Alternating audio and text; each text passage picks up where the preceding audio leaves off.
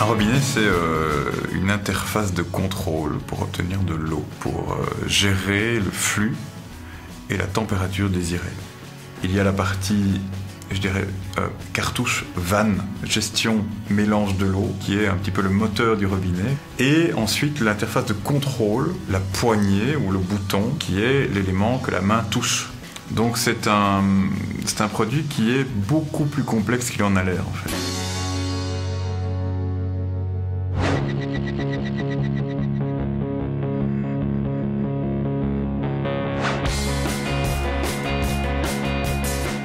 Globalement, le monde de la robinetterie, c'est quelque chose d'extrêmement formaté.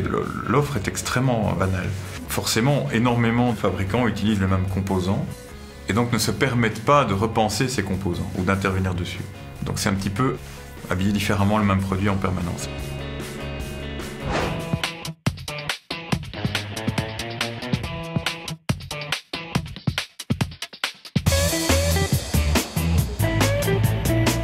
Le point de départ du projet, c'est avant tout la rencontre avec un industriel qui fait face à une concurrence délirante. C'était un client qui avait conscience qu'il ne pouvait pas se contenter de simplement faire une forme. Il fallait avoir l'ambition de un petit peu repenser la façon dont on utilise les robinets, pourquoi on les utilise et comment on les utilise. Et on s'est permis ça.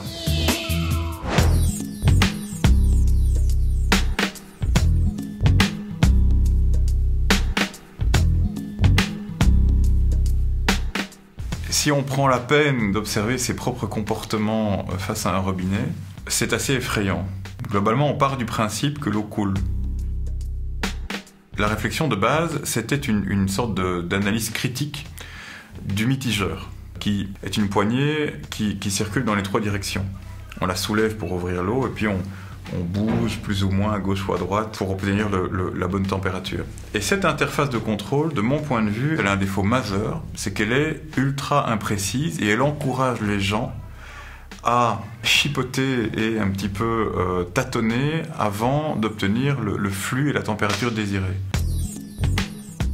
C'est quand même un problème, quoi. On devrait quand même être capable de mettre sur le marché des interfaces de contrôle qui permettent un contrôle qui soit simplifié.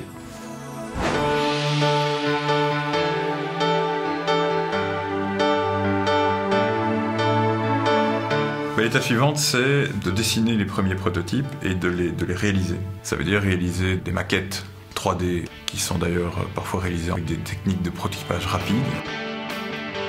De prototype en prototype, de test en test, on arrivait à quelque chose qui commençait à ressembler à un robinet pratique, solide, élégant. Voilà. On a fait un gros bouton rond qui règle en fait la température et qui peut la régler une fois pour toutes. Et ensuite, il suffit de le glisser, une sorte de on-off comme ça, pour obtenir l'eau.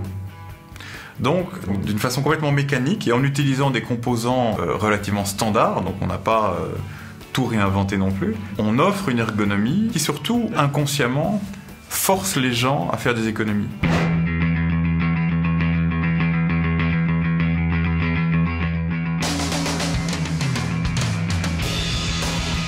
On a été confronté à des problèmes, je dirais, de montage du produit. Il faut que les pièces soient non seulement conçues pour être solides et faciles à manipuler, mais aussi pour que le montage du robinet lui-même soit aisé. C'est-à-dire qu'il y avait parfois des solutions qui étaient bonnes techniquement pour assurer la solidité du produit, mais qui étaient un peu désastreuses en termes de prix de revient.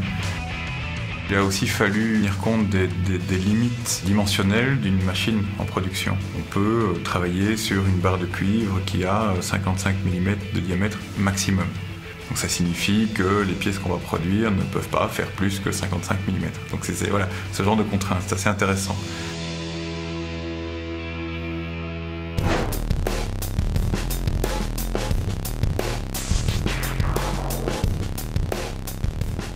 On a ici, avec cette collection-là, une opportunité absolument géniale, c'est de ne pas être limité au chrome. Et donc, on peut obtenir la collection en chrome noir, en finition nickelée, ce qui est absolument magnifique. Il y a des reflets différents, ou en blanc, par exemple. Et donc, c'est clair que le dessin de cette collection a tenu compte de ça, dès le départ.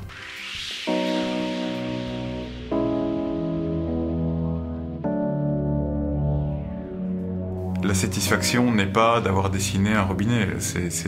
La satisfaction, c'est de participer à cette aventure industrielle complète, depuis l'usine jusque dans le magasin. C'est ça qui est satisfaisant, encore plus que tout le reste, quoi.